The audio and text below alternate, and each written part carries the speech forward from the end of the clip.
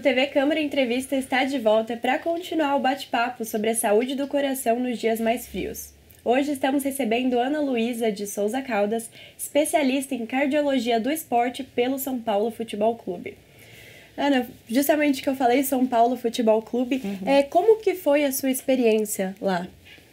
Eu fiquei um ano acompanhando o São Paulo Futebol Clube, principalmente o futebol masculino, os meninos da base, então os atletas do sub-20, das categorias abaixo. Também fizemos uma avaliação do time profissional, do masculino, e que a gente ouve falar menos, mas que também é super importante, que são as meninas do futebol feminino e o basquete do São Paulo. E principalmente no inverno, as pessoas não têm tanto o costume de praticar atividades físicas, e que cuidados a gente deve ter antes de praticar algum esporte ou alguma atividade para manter a saúde do coração em dia? Isso, muito importante, Maria. Eu acho que todo mundo que deve fazer esporte, sempre vou defender o esporte como uma medida de estilo de vida. Agora, é importante que quem nunca fez uma atividade física, ou quem tem algum sintoma fazendo alguma atividade física, ou quem quer evoluir no esporte, participar de alguma competição, passar por uma avaliação que a gente chama de avaliação pré-participação esportiva, que é basicamente a gente coletar uma história clínica bem detalhada. Então, se essa pessoa tem alguma doença já pré-existente, tem algum sintoma, se tem história familiar de alguma doença do coração, um exame físico e um eletrocardiograma ali na consulta mesmo. Geralmente, a avaliação para participação esportiva é isso que a gente faz inicialmente. E, por exemplo, para atletas, como que funciona a consulta? Qual que é o diferencial no atendimento de atletas? Então, além dessas medidas que a gente usa de forma geral, né?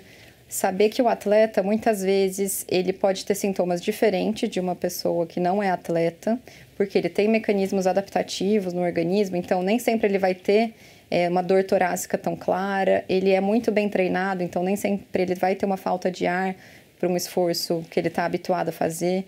Então, geralmente, no atleta, a gente presta muita atenção se ele tem uma queda de performance, se ele começa a ter algum desconforto ali durante um treino que ele não tinha antes. Porque quando ele vai para uma prova, quando ele vai participar de algum campeonato, às vezes ali na adrenalina ele não sente essas coisas, né? Então ele vai dar tudo dele. Então é muito importante que a gente faça essas avaliações periódicas, veja ele com calma, para ali na hora da prova ele não ter nenhuma surpresa.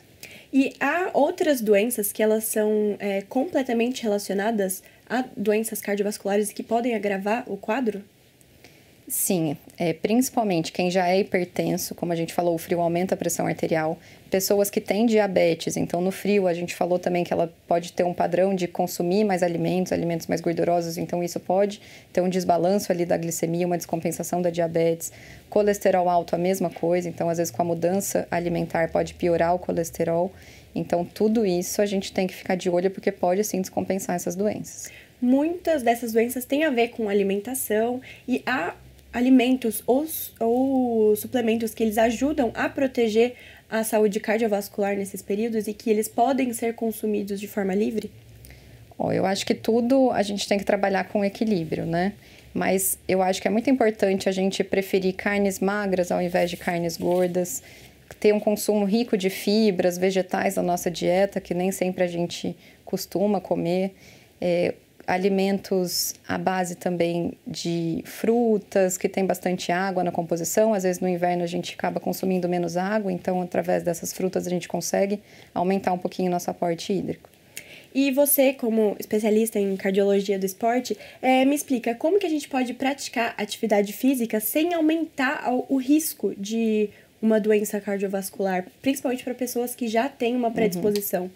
Então, eu acho que é muito importante a gente manter essas doenças, que a gente chama de doenças crônicas, né? Que é a hipertensão, a diabetes, o colesterol, muito bem controladas. Porque durante um esporte, o atleta, ele vai se submeter, às vezes, a esforços muito intensos. Então, a gente tem que estar com a nossa saúde muito bem controlada para evitar que ele tenha algum problema durante alguma atividade esportiva. Então, eu acho que não é contraindicado para ninguém, mas caso você tenha alguma dessas doenças, algum desses problemas, tentar sempre buscar estar na meta, estar bem controladinho, seguir as orientações do seu médico para evitar algum problema cardiovascular. E agora, mudando um pouquinho de assunto, que é um assunto que é muito importante, que é a automedicação. e é muito recorrente também nas pessoas, principalmente na época do frio, usar medicamentos nasais, enfim. E como que esses medicamentos, por exemplo, que são usados sem uma consulta médica, eles podem atingir a pessoa nesse frio? Você falou dos medicamentos nasais, né? Tem algumas medicações que elas são vasoconstritoras também. E como a gente falou, o frio por si só ele já é vasoconstritor. Então, quando a gente joga uma outra medicação em cima disso que piora muito essa vasoconstrição, a gente pode piorar os problemas relacionados ao inverno aí. E além disso, às vezes o abuso de analgésicos, de anti-inflamatórios, pode causar algum problema renal, até doenças renais agudas mesmo. Então, evitar ficar se automedicando, preferir sempre buscar a orientação do seu médico. E quais dicas normalmente você dá para os seus pacientes para passar por esse período de forma tranquila? Eu acho que eu gosto de falar sobre constância com os meus pacientes. Então, não precisa estar tudo perfeito, não precisa todos os dias fazer atividade física com o maior tempo possível, fazer a alimentação mais regrada do mundo. A gente sabe que vai ter momentos que você vai sair mesmo da dieta, não vai conseguir treinar da forma que você gostaria, mas o mínimo que você conseguir fazer um pouquinho por dia, 2, 3 vezes na semana, e mantendo isso regularmente, de forma constante.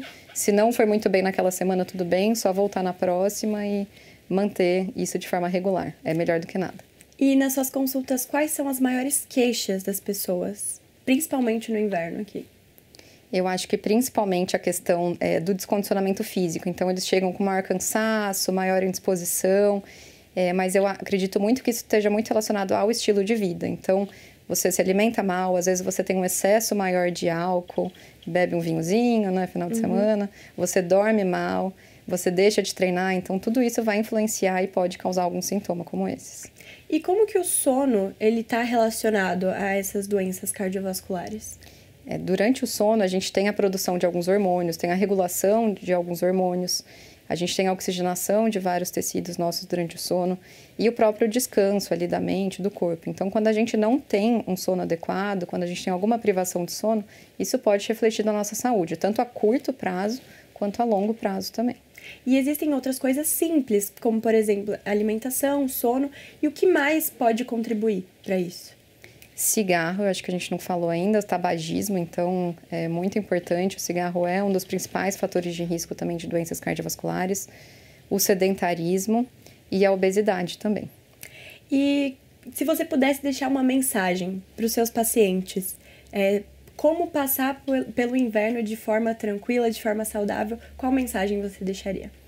Eu deixaria, mantenha seus hábitos de vida, faça algumas adaptações, então fique mais agasalhado, faça em horários mais quentes, faça em ambientes fechados, nem que seja em casa mesmo, mas não deixe de fazer. E, Ana, qual que é a sua maior especialidade, além do esporte? O que mais você vê e que você acha que você tem propriedade para trabalhar e para falar sobre isso durante a sua carreira? Olha, uma coisa que eu vejo muito hoje em dia, que nem todo mundo fala, é sobre a saúde cardiovascular da mulher. Então, é um assunto relativamente novo também na nossa área. E a gente sabe que a mulher ela tem alguns fatores diferentes do homem. Às vezes, elas não estão presentes tanto nos nossos estudos da parte da cardiologia. Então, a gente não sabe muitas informações sobre a mulher. Elas são negligenciadas nas emergências. Então, eu acho que é muito importante a gente saber que as mulheres são diferentes dos homens e isso também se reflete na saúde cardiovascular. E quais são as principais diferenças entre as mulheres e os homens? Além dos fatores de risco clássicos, Maria, que é a hipertensão, diabetes, colesterol, tabagismo, que a gente já falou, as mulheres têm alguns fatores de risco específicos do sexo feminino, que são principalmente menopausa. Então, a mulher, quando entra na menopausa, para de produzir o estrogênio. Com isso, a gente pode ter aumento de pressão arterial, aumento de colesterol, aumento de glicemia, além de piorar a saúde dos ossos, piorar a saúde muscular. Doenças relacionadas à gestação, então a mulher que teve uma hipertensão gestacional, uma diabetes gestacional, algum episódio de eclâmpsia, é um fator de risco também para doença cardiovascular. E algumas doenças inflamatórias sistêmicas, que é mais comum no sexo feminino, como lúpus, entre outros. E o índice de doenças cardiovasculares é maior entre as mulheres ou entre os homens? a gente tem dados recentes de que a mulher após a menopausa já tem números maiores de infarto e AVC do que o homem. Então, antes da menopausa, a mulher costuma estar mais protegida, com a saúde em dia, e depois disso começa a piorar. Exatamente. E nos idosos, por exemplo? É mulher, homem, como que funciona? Também a gente tem dados com mais número de mulheres, né, que tem mais AVC do que os homens. Mas daí a gente começa a entrar num outro ponto que é em relação à idade. Então, os homens idosos também devem ter um cuidado extra, idosos em geral. Ana, a gente está chegando no fim da nossa entrevista, mas eu queria que você passasse as principais dicas para o pessoal se cuidar, tanto para quem tem doenças pré-existentes, crônicas, de família, quanto para quem não tem e quem está querendo se cuidar melhor e começar uma vida mais saudável. Eu acho que para quem já tem alguma doença, procure o seu médico, veja se você está com a sua pressão controlada, com seus exames em dias, não deixa isso descontrolar durante essa época do ano. E para quem não tem, mantenha seus hábitos de vida para prevenir que você tenha, porque por mais que seja uma época do ano, se a gente fica todos esses meses sem manter nossos hábitos de vida, a gente pode ter problemas a longo prazo também. E doenças que às vezes não estão muito relacionadas com o coração, mas que podem desencadear alguma coisa. Algumas doenças que a gente sabe que tem relação também com doença cardiovascular, então no idoso que a gente falou, sarcopenia, que é quando aquele idoso começa a perder muita massa muscular, começa a ficar muito fraquinho, isso tem uma relação direta com a saúde cardiovascular. A própria osteoporose, então quando começa a ter fratura de ossos, fratura de fêmur, também tem relação com doença cardiovascular. A mulher após a menopausa, que a gente já falou também, tem relação com a doença cardiovascular. Muitas doenças têm íntima relação com a doença cardiovascular. E que às vezes a gente nem presta muita atenção, Exatamente. Né? A gente cuida apenas de uma coisa e esquece do outro. Exatamente.